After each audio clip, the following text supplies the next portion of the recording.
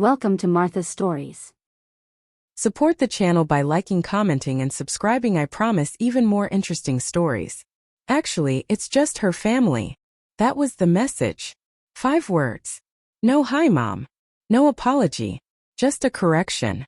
A deletion. A quiet erasure in the middle of gate 14. I stood holding my coat in one arm and the heirloom veil in the other. The one I wore in 1972. The one I'd had cleaned and packed in tissue. I'd imagined giving it to her, the bride, like a blessing passed through time. Now it felt like a joke told behind my back. I didn't reply. What would I say? That I flew 3 states for this? That I packed gifts, bought a dress, paid for a hotel with my pension? No. I sat on the cold metal bench, smoothed my skirt, and stared ahead like I had somewhere important to be. Like dignity hadn't just walked out on me with the final boarding call. A woman near me was laughing into her phone. A child tugged on his mother's sleeve, asking for candy. Life moved around me fast and careless. And I was just still. You're not dead. But we already live like you are. I opened the message again, hoping maybe I'd misread it. But there it was. Plain. Permanent. And that little typing bubble never came back. He knew I was coming. James. My son. He knew I'd bought the ticket. Knew I was bringing the veil, the gift, the card. He waited until I landed, then deleted me. I didn't cry. My chest felt full of shattered glass and bathwater, sloshing sharp with every breath. But I didn't cry. I zipped my coat, rose slowly. The taxi line was short. The driver didn't ask questions. He barely looked at me. Here for the wedding, he mumbled. I smiled, brittle. Not anymore. I didn't leave. I just stopped returning. The ride was quiet. The city too bright, too palm-lined for the hollow in my chest. At the hotel I tipped the bellboy. I never do that. But I needed to act like I still belonged somewhere. In the room I laid the veil on the bed. The locket. The card. Lined them up like evidence for a crime no one would be tried for. I sat in the chair by the window. Just breathing. I thought he wanted me there. I thought mother still mattered. I was wrong. The night before the flight, I had lined everything up on the spare bed. Dress. Dark blue, tasteful with pearl buttons.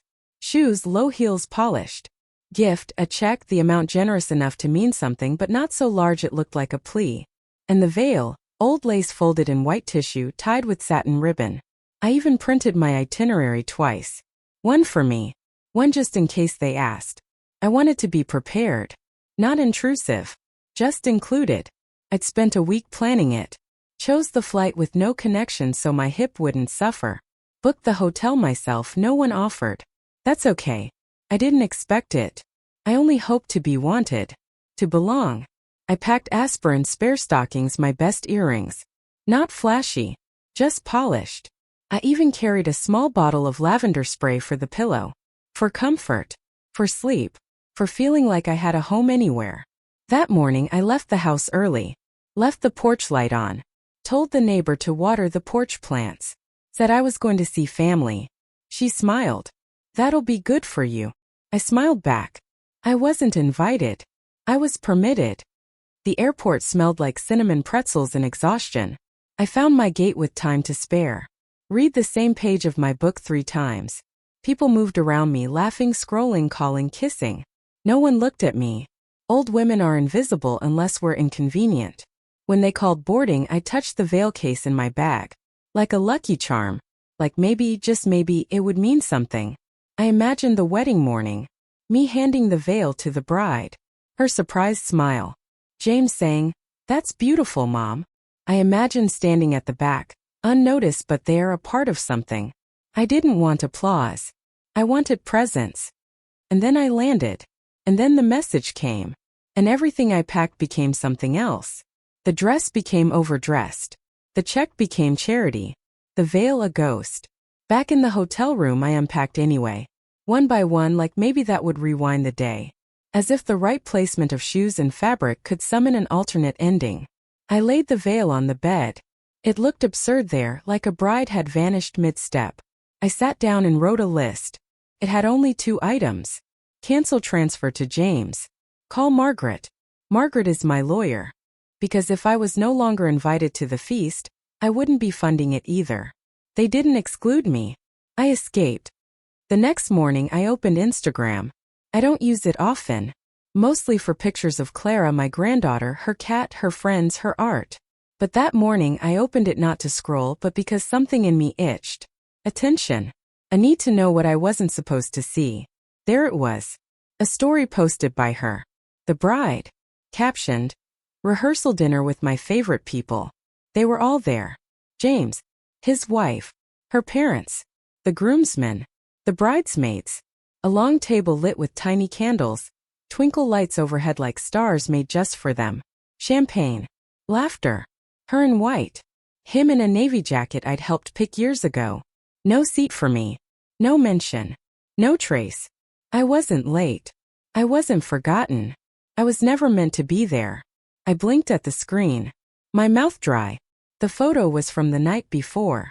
While I was packing. While I was laying out my shoes. While I was folding the veil. They were rehearsing life without me. I clicked on her profile, something I rarely did. It was private. But her story had been public. A mistake maybe. Or maybe not. I kept staring. Then another post appeared. A boomerang, the bride twirling, James smiling at her like she was the sun. Caption. Couldn't ask for a better tribe. No, I suppose you couldn't. I locked the phone. Put it face down. Then I stood up and got dressed deliberately as if for court. Skirt. Jacket. Lipstick. I packed the veil away carefully. Again. I wasn't sure where I was going. But I knew I wasn't staying still. I walked to the nearest coffee shop. Sat in the back corner. Ordered a small tea with honey. The barista, a young man with copper hair and rings in his ears, looked at me for a moment longer than necessary. Then he said softly, "You look like someone who just remembered her worth."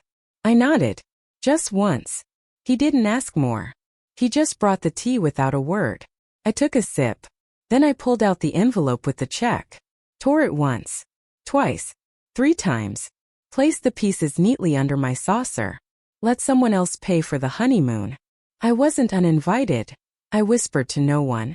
I was erased. And that's when I knew.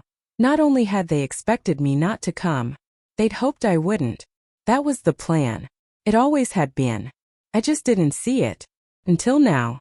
I didn't go back to the hotel after the coffee shop. I walked. Not fast. Not lost. Just steady. Like each step was peeling away the numbness, the old programming that said, be nice. Don't make waves. Understand them. They didn't understand me. They didn't want to. I walked past boutiques with winter displays. Restaurants with families eating together. A bookstore where a girl held her grandfather's hand laughing. It caught in my throat like a fishbone. So I turned down a side street and kept walking. Eventually, I found myself in front of a small old motel with a flickering neon sign. Quiet rest. Vacancy. 1 floor. No frills. My kind of place. The clerk barely looked up. Just 1 night? He asked, already reaching for the key. Maybe 2, I said. The room smelled faintly of bleach and old carpet. The bedspread was floral and too bright. But it was mine. No one else's rhythms. No one else's expectations. Just silence and square footage I didn't have to earn. I sat on the edge of the bed, took off my shoes and stared at the ceiling. Then I opened my purse. Pulled out my phone. Typed 1 message. Staying elsewhere. Don't wait for me. I sent it to James. No punctuation. No explanation. There was no reply. Not even the 3 dots. Good. I opened the motel's Bible out of habit, but didn't read. I just needed to hold something. I slept that night with the TV on low volume, barely a whisper. A cooking show played in the background, someone icing a cake. It was the most human sound I'd heard in days. In the morning I walked to a diner. Sat at the counter. Ordered oatmeal, toast, and a pot of black coffee. The waitress, mid-50s maybe, with tired eyes and a kind voice, set the plate down and said, "You look like you got out just in time." I raised an eyebrow. She shrugged. That look. The kind people get when they stop asking to be loved, right? We didn't say anything else. But I left her a tip that said thank you for seeing me. Back at the motel I sat by the window. Watched the highway move in the distance. Trucks. Cars. All going somewhere else. And I realized something. I didn't want to go home. Not to the empty house I'd left behind. Not to the hotel. Not even to Thanksgiving. I wanted out. Of all of it. I looked up a number I hadn't dialed in years. My lawyer, Margaret. When she answered, I said, "Hi, it's Ruth. I'm ready to make some changes." She didn't ask what kind. She just said, "I'll be in the office Monday." And I said, "I'll be there." I hung up. And for the first time in a long while, I breathed all the way in. I wasn't running. I was removing myself. Sometimes freedom sounds like nothing at all. I hadn't opened my banking app in months. Too many passwords. Too many screens. And shame, if I'm honest. The kind that creeps in when your balance reflects how small your life has become. But that morning in the motel, wrapped in a motel blanket with coffee in a paper cup, I tapped the app and held my breath. It opened. And there it was. Savings. Enough for 4 months of rent somewhere modest. Checking enough for now. A small emergency fund I'd forgotten about. Derek had set it up back in 2002, called it our last parachute. He was always thinking ahead. I hadn't thought of him in days. And now, here he was still making space for me. I touched the screen. Then I called the bank. A woman answered, cheerful, patient. Walked me through how to move funds, how to update beneficiaries, how to close a transfer I'd scheduled for James's house remodel. Yes, I'd like to cancel that. Pause. Are you sure, ma'am? Absolutely. I didn't shake. Not this time. I hung up, sat back, watched the sun slip down behind the roof of the motel across the street. Then the outlet died. Lamp. Charger. Cold. I checked the breaker. All fine. Same way it had happened in their house. First I thought it was coincidence. But now I knew better. It wasn't technical. It was targeted. They wanted me quiet. Dimmed. Fading. They didn't have the courage to say go. So they rewrote the house around me until I vanished myself. This time I wouldn't wait. I got dressed. Called a cab. Had it take me downtown to Margaret's office. No appointment. Just a walk-in. I knew she'd see me. She always had. Margaret wore glasses now. Red frames that matched her lipstick. "Ruth," she said, surprised but not unkind. "Is everything all right?" "No," I said. "But it will be." We sat in her office, surrounded by files and the smell of old carpet and lemon cleaner. "I want to rewrite my will," I said. She didn't blink. "And I want to remove James as my financial contact. Immediately." "Understood," she said, already opening her laptop. We worked for an hour. Made new lists. Set up protections. Finalized forms. Before I left, I signed a document and slid it back to her. "I want this to stand even if they contest it," I said. "It will." We hugged briefly. Outside, I stood on the curb, the wind tugging at my coat. My phone buzzed. "James." A single message. "Are you still coming to the wedding?" I turned the phone off. Dropped it into my purse. Walked toward the train station without looking back. I didn't need to answer. He already had his answer. And I had mine. They weren't breaking me. They were releasing me. The train station was nearly empty. Just a janitor mopping tile and a teenager asleep on a bench, backpack clutched like a parachute. I sat near the far end, where the vending machines hummed and the schedule screen flickered from delay to delay. I didn't buy a ticket. Not yet. I just sat. Hands folded in my lap. Purse at my feet. My coat still buttoned. I wasn't waiting for the train. I was waiting for the noise in my head to quiet enough so I could hear the truth. I'd spent a lifetime waiting. Waiting for Derek to come home. Waiting for the kids to call. Waiting for someone to notice when I fell silent. But this was different. This was me waiting for myself. And then, like a whisper pulled loose from a locked drawer, the words came. "You can leave now." Not in anger. Not in pain. In clarity. I pulled out the cream envelope. Derek's last letter. Still sealed. Still waiting for me. I didn't open it. I just held it. And in that moment I understood. I didn't need to read it to know what he would say. He would say go. Go find something that feels like yours again. Go before you forget who you are in the name of who they need. So I stood. Walked to the counter. Asked for a one-way ticket. "Destination?" the clerk asked. I looked at the list on the screen. Places I'd never been.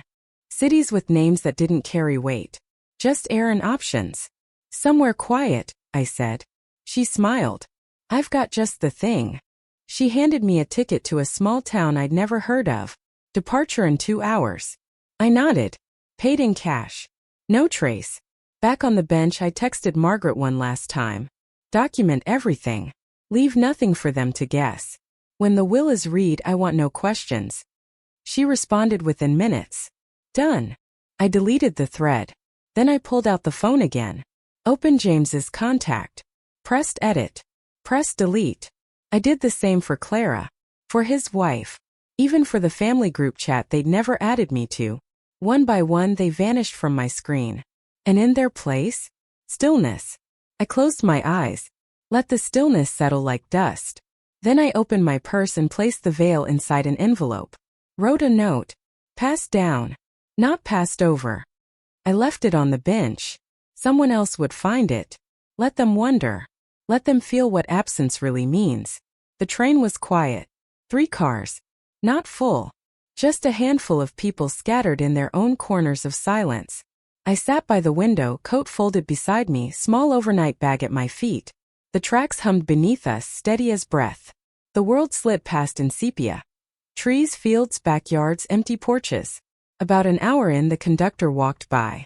He paused when he saw me. You headed to stay or just passing through? He asked.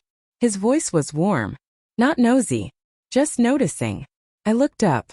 I'm not sure yet. He nodded. That's the best kind of ticket. He tipped his hat and moved on. I sat back, let the motion lull the tightness in my chest. There was no plan. Just movement. And somehow that felt like control. At the next stop, a woman boarded. Maybe 50. Worn leather jacket. Paint on her jeans. She took the seat across the aisle. After a while, she turned to me. You don't look like you're running, she said. I'm not. She smiled. But you're not going back either. No. Good. She didn't ask more. Later, in the dining car, I ordered tea. The man behind the counter, older, glasses, quiet eyes, poured water slowly like it mattered. Long trip? He asked. I shrugged. Not in miles. He passed the cup. You look like someone who just made peace with herself. I stared at the steam rising. I did, I said. He didn't smile. But he understood. Back in my seat, I watched the sky turn gold, then gray. Somewhere near dusk, we slowed through a small town. A sign passed too fast to read. Houses with lights in the windows. Curtains drawn. A woman watering plants on a porch even though it was too cold. It looked like a place where people didn't forget each other on purpose. I didn't get off. Not yet. But I wrote down the name of the next station. When we pulled in, I stood. Grabbed my bag. Stepped off. The platform was small. No one waiting. Just the night and the wind and a wooden bench with peeling paint. I sat. No plan. No fear. A man walked by, flannel shirt, holding a paper bag. He nodded at me. Need a ride somewhere? Not yet, I said. He didn't push. Just kept walking. 10 minutes later, a young girl with a bike stopped nearby. She had earbuds in, but took one out when she noticed me. You just get in? She asked. Yes. She looked at me. People don't usually come here unless they're starting over. I looked at the quiet street. The old diner. The dark bookstore. The church with a crooked steeple. Maybe I am, I said. She smiled. Good place for it. Then she rode off. I stayed a while longer. The air smelled like leaves and something baking far away. It was nothing like where I'd been. And that was enough. I took out my notebook and wrote one line. I wasn't lost. I was looking for a place that didn't flinch when I arrived. Then I stood and walked into the quiet town. It took them 3 days. 3 days of silence before my phone, now turned back on, lit up with James's name. I let it ring. Once. Twice. 6 times. Then voicemail. Then again a text. Are you okay? I stared at the words like they were a puzzle. Are you okay? Not where are you? Not we miss you. Not even please come back. Just a polite question hollowed out by convenience. A question that made them feel decent without expecting an answer. I left it unread. But it kept coming. Messages from Clara. From his wife. Each with varying levels of performance. concern, confusion, passive apology. Even a picture, the veil, now draped over a chair in the background of someone else's Instagram photo. So they had opened it, unfolded it, used it, even though I hadn't given it. They took the gift, not the giver. I stared out the window of the small rental I'd taken. 2 rooms above a bakery. The landlord, a woman named Patrice, had only asked one thing. You pay on time and don't bring drama. I've got nothing left to drag, I said. She nodded. Then you'll do just fine. That morning I stood at the window holding a mug of plain coffee, watching the town stretch awake. A man walked his dog. A kid in a red hoodie kicked a soda can down the sidewalk. Church bells rang once, lazy. Then the knock came. I opened the door. Clara stood there. Hair messy. Backpack still on. No jacket. Grandma, she said. I had to come. She looked like she hadn't slept. Her eyes swollen but not red. Just tired. Of them. Of the game. I stepped aside. Said nothing. She walked in. Looked around the room like she didn't know where to start. They told me you were overreacting. I didn't answer. They said you'd be back. Still nothing. She sat down. I told them they were wrong. Silence. Finally I said, What do you want, Clara? I want to know why you left. I leaned against the counter. Then I said it. Because I was the only one still pretending. She flinched. And I added softly, Now you know what silence sounds like from someone who always showed up. We stood in it. That silence. It stretched but didn't break. She got up. Walked to the door. Turned back. Will I see you again? I said, That depends. On what? On whether you came here to visit me, or to collect me. She blinked. I didn't bring a return ticket, she said. That was the right answer. Still, I closed the door behind her. Not to shut her out, but to give her time to mean it. The letter arrived 2 weeks later. Cream envelope. Gold embossed return address from a law office I didn't recognize. Postmark from their city.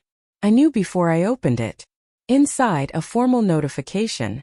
The estate of Ruth Ellen Parker had been legally amended. All previous directives null. All disbursements reassigned. James and his wife had contested. They tried to reverse the changes. Too late. I'd signed everything. I'd notarized. Witnessed. Filed. The estate, modest as it was, now bypassed them completely. The house. The account. Even the little cabin Derek and I bought in 1984, which no one had visited in over a decade. Instead, the cabin would go to a local women's shelter. The savings to an arts fund at Clara's high school. In her name, not mine. And the house? Already listed for sale. Funds placed in a trust one controlled. Their names nowhere. They called.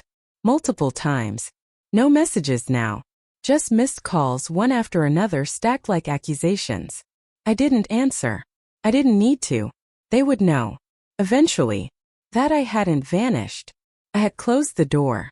I visited the town hall that day. Changed my voter registration. My mailing address. My emergency contact. No more James. No more assumption that I'd be available for quiet labor. Background applause, silent checks. I bought a small desk for my new place. Pine scratched. It smelled like dust and lemon oil. On it I placed 2 things. A photo of Derek laughing. And a note card. On the card I'd written in pen. I wasn't erased. I exited. That week Clara wrote again. A real letter, not a text. Said she'd told her father not to speak to her about me again unless it was with respect. I didn't respond. But I smiled. At the market, the butcher called me by name. The librarian offered me a card without asking for a second form of ID.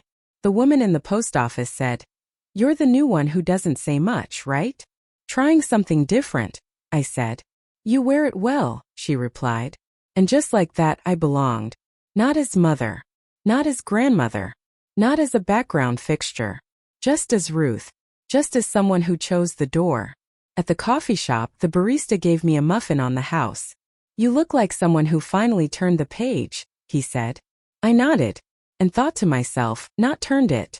I wrote the next chapter. The first snow came early. Just a dusting. Barely there. But it blanketed the street like a breath held in the quietest part of night. I woke before dawn, made coffee the way I liked it, strong, plain, no apologies. I didn't check my phone. I hadn't in days. It stayed in a drawer now, like an artifact from a life I used to beg to be included in. I pulled a pie from the oven. Apple. Nothing fancy. Just the way Derek liked it. The crust cracked slightly on one side. But it smelled like memory, warm, sure, unashamed. I set it by the window to cool. Outside, the street was empty. No tire marks. No footprints. Just white. It looked like something had been erased. Or maybe something had begun. I sat in the armchair I'd found at a thrift store, mustard yellow with a patch on the arm. The cushion sagged just right. My body knew how to rest there now. I held a book in my lap. Didn't open it. Didn't need to. The silence was enough. This wasn't loneliness. This was the absence of noise I used to mistake for love. The absence of obligation disguised as duty. The absence of a name being used only when something was needed. There was no knock at the door. No visitor. No demand. And yet I'd never felt more full. They still didn't understand. They probably thought I was punishing them. But this wasn't revenge. This was release. Let them spin their stories. Let them say I vanished. Let them ask where I went. Let them perform concern over holiday dinners, in voices thick with the weight of appearances. They can have the narrative. I took the truth. I opened the window slightly. Let the cold air curl around my ankles. Watched the pie steam rise. Somewhere behind me the old floor creaked. No ghosts. Just time making itself known. And I said aloud, to no one in particular, sometimes love is just the end of explaining. I took a bite of pie. And it tasted like peace. What would you have done in my place? If the story hit you, leave a like. And don't forget to subscribe. It only gets stronger from here.